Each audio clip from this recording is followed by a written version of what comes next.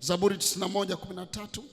Maandiko yanasema utakanyaga simba na nyoka, na mwana simba na majoka utawaseta kwa miguu.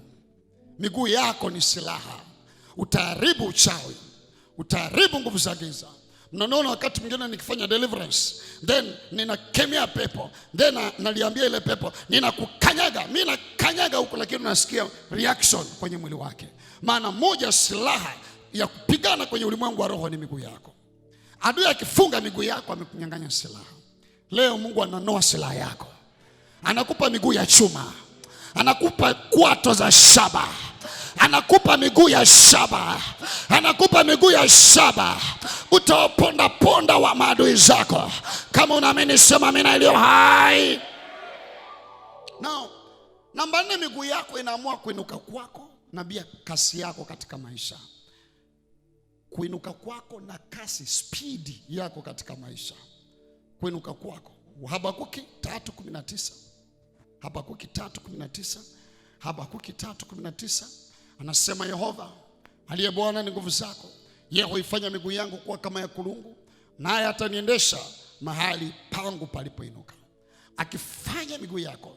Kulungu ni mnyama anayejulikana kwa ustadi wake wa kupanda milima. Yaani yule mnyama akianza kupanda milima, unafikiri anashuka mteremko. Anakwenda kwa kasi na anakwenda mlimani. Ana stamina ya kukimbia mlimani. Na maisha ni milima, tunapanda milima kila inapoitwa leo. Anasema Bwana ni nguvu zangu, huifanya miguu yangu kama ya kulungu. Kama kuna mlima wote sasa katika maisha yako, ni mlima wa madeni, ni mlima wa ndoa, ni mlima wa afya, unashindana nao, leo unapokea miguu. Bwana anaifanya miguu yako kama ya kulungu. Utakimbia mbio, utakimbia mbio, utakimbia mbio. Utaendeshwa na kupanda mahali pa juu. Sema mimi na iliyo hai. Baada ibada ya leo hautangangana kuinuka. Utakwenda kwa wepesi. Nasema utakwenda kwa wepesi. Zaburi 18 mstari wa 32 na 33.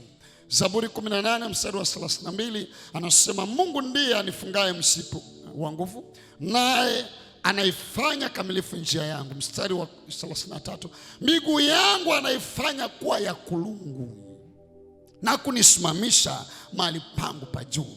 Inachukua miguu iliyowezeshwa kusimama mahali pa juu. Kwa nini kuna level haufikii kwenye maisha?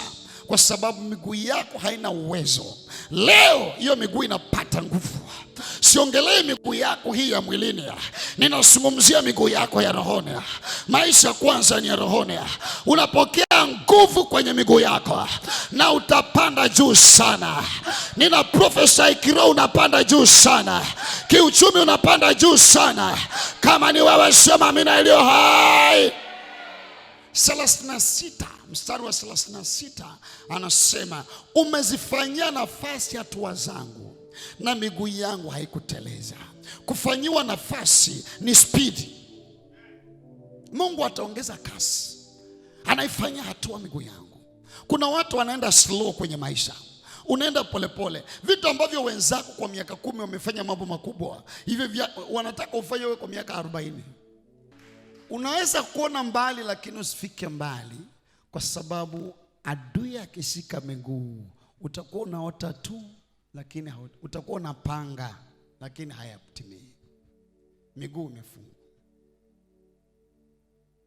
Ukisoma katika Zaburi 40 mstari wa 2 anasema hivi, 40 mstari wa 2 anasema akanipandisha kutoka shimo la uharibifu, toka udongo wa utelezi. Akaisimamisha miguu yangu mwambani, akazimarisha hatua zangu. Na niliwaambia, unaona unaota unakimbia na miguu ni mizito. Udongo wa utelezi. Wana wa Mungu nisikilize, leo miguu ya mtu inahitaji kuoshwa na hatua zake zitolewe kwenye udongo wa utelezi, awekwa kwenye miamba. Wala ambao wamewahi kujenga nyumba kwa udongo, wangapi wamewahi kujenga nyumba kwa udongo? Najua nyinyi mmezaliwa mjini, sio kama sisi tuliozaliwa vijijini. Wangapi wamewahi? So unakanyaga ule udongo hivi. Usiwahi kukimbia kwenye ule udongo. Yaani ukikimbia unajua vile, yaani kung'oa mguu wenyewe ni issue. Sasa can you imagine maisha yako yote unaishi kwenye udongo.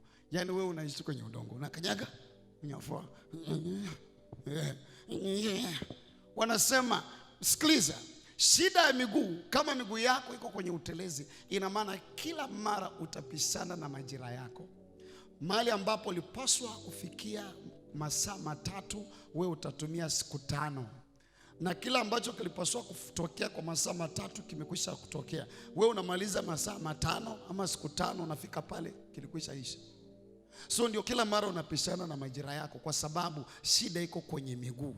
Naamini kuna mtu yuko hapa anatamani aoshwe miguu, aachiliwe toka udongo wa utelezi, akasimamisha miguu yangu mwambani, akazimarisha. Leo ninaamini Mungu.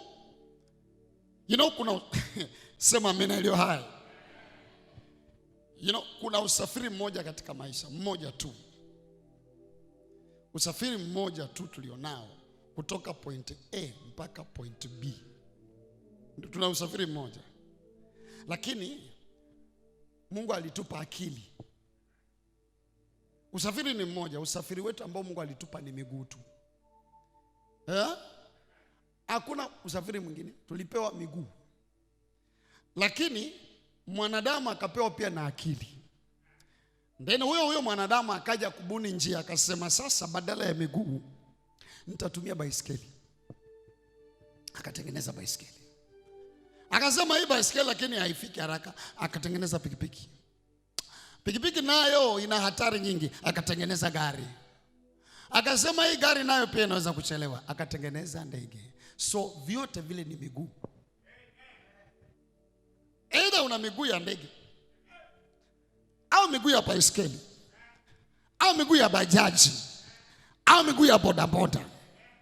Sasa leo nimekuja kuombea watu ya kwamba unaposha miguu, ng'ang'ania Bwana. Anasema bali wamngojao Bwana watapata nguvu mpya. Wao hawatakwenda kwa miguu, wao watapaa kwa mbawa. Mungu ataweka mbawa kwenye miguu yako. I prophesy, walipochelewa wengine, wewe utawahi.